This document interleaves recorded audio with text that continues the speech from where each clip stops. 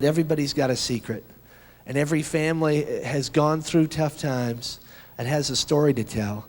And gentlemen, we appreciate you telling your story. Thank you. My name is James Beck, and you'll probably see me around the church from time to time with a smile on my face and a Bible under my arm.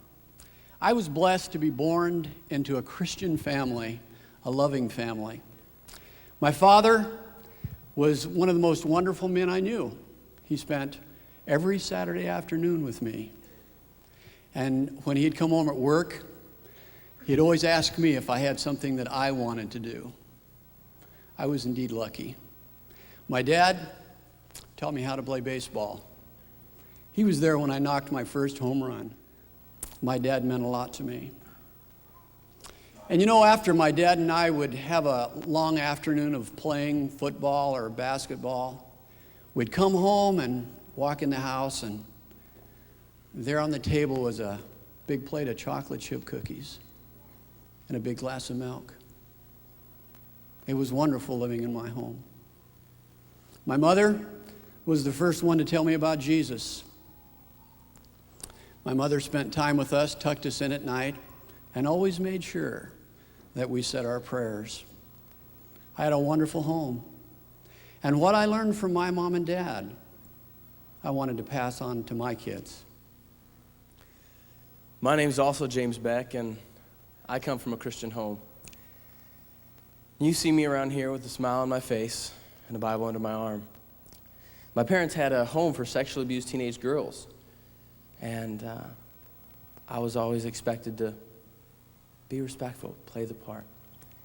My dad was even a pastor for a while, even a youth pastor. All my friends thought he was the best. They always wanted to hang out with him. We'd go on a hike, and they'd ask, hey, ask your dad to come. We've even built a log house that we live in right now. And you know what? You see me around here with a smile on my face and a Bible under my arm. Reality is, there wasn't a red and white checkered tablecloth. There were no cookies and milk, no baseball games, no football games. I spent very little time with my dad. On Saturday afternoons, my dad would come in and he'd say, son, you want to go to town?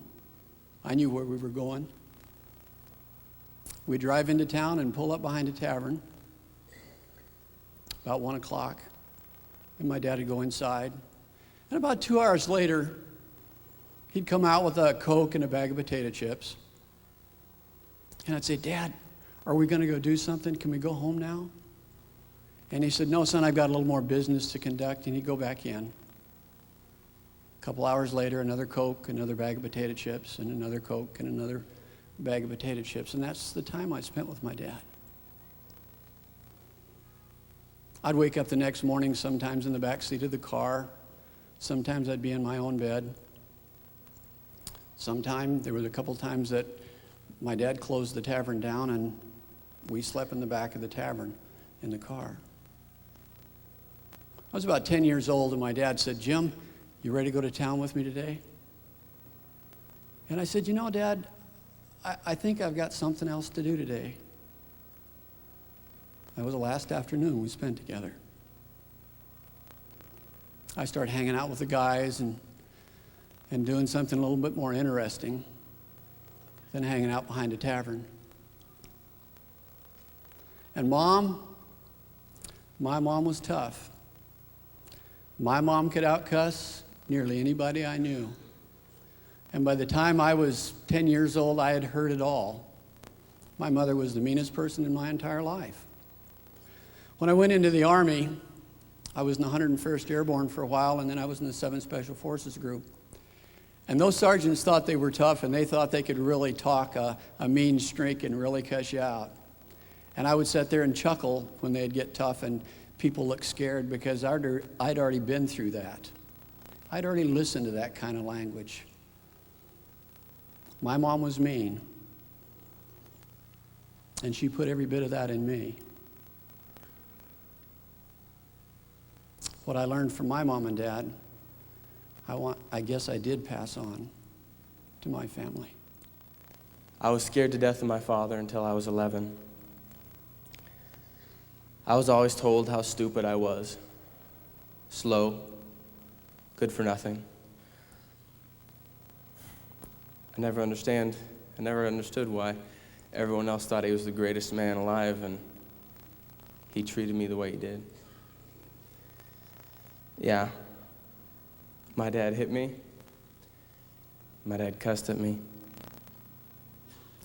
I remember every word he said. I even remember the time that I took a gun and tried to commit suicide because of how my father made me feel. And at that time, you saw me walking around here with a smile on my face and a Bible under my arm. About 12 years ago, we went on vacation down to Florida, and we were visiting my wife's aunt and uncle. And while we were down there, I don't know, about the second or third night, Rayetta Graham looked at me, and she said, "Jim, you guys seem so happy. You seem like you really got it together. What's the secret to your marriage?" And being a talker, I told her, I said, "Well, number one, we love each other very, very much. Sue and I have a deep bonding love for each other." And I said, "Number two, we really like each other. And I don't think if you don't like each other, you can't love each other." And I said, "Number three, Sue and I have excellent, excellent communication." She looked over to Sue and she said, "Sue, is that about the way you see it?" "Yeah." And Sue said, "Well, no." She said, "I think as much as Jim can, he loves me, but he doesn't like me and he never has. And we've never, never communicated." I looked over because I thought there was a punchline coming or something, and instead of a punchline, she started crying and weeping. And I got mad and angry. And I jumped up and I said, "How dare you do this in front of your family to embarrass me?" And it was about 2 or 3 o'clock in the morning, and I thought, man, every time I open my mouth, they tell me I'm wrong. Every time Sue brings anything up and I try to defend myself, either Rayette or Dick step in and say, "Well, Jim, you see where you were wrong here?" I laid there in bed and I thought, boy, they act like I'm just like my mom and dad. Everything that I'm doing and everything they're telling me I'm doing is just what I hated in my parents. And then I thought, I'm repeating history. And maybe someday my son will get married and he'll repeat it again. And then his son can get married and repeat it again.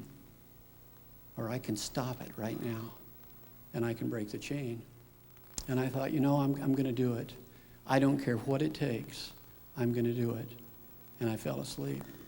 I woke up early the next morning and I woke Sue up and I said, "Sue, I want you to know that from this day forward, I'm going to make it up to you. And for the 12 years that you weren't happy, I'm going to spend the rest of my life, each and every day, making it all up to you. I promise you that." I went up after I talked to Sue and I said, "Bubba," I said, "I want you to know that I'm going to spend the rest of my life," Bubba was 11, "I'm going to spend the rest of my life making it up to you. Everything that I stole from you, every minute that I stole out of your childhood, I'm going to make it up to you. I promise. I want you to tell me one thing right now that I can do to show you that I'm going to make it up to you." And he looked up at me and he said, "Dad, if I never had to work with you again the rest of my life, that would be good." And I said, "Okay, son." And when I left, I took a list. I had a piece of paper and it said, "From now on, you can't do these things." And there was a whole list. And then there was another piece of paper and it said, "From now on, you've got to do these things." I did not know how to be a husband and I didn't know how to be a father. But I knew what lists were.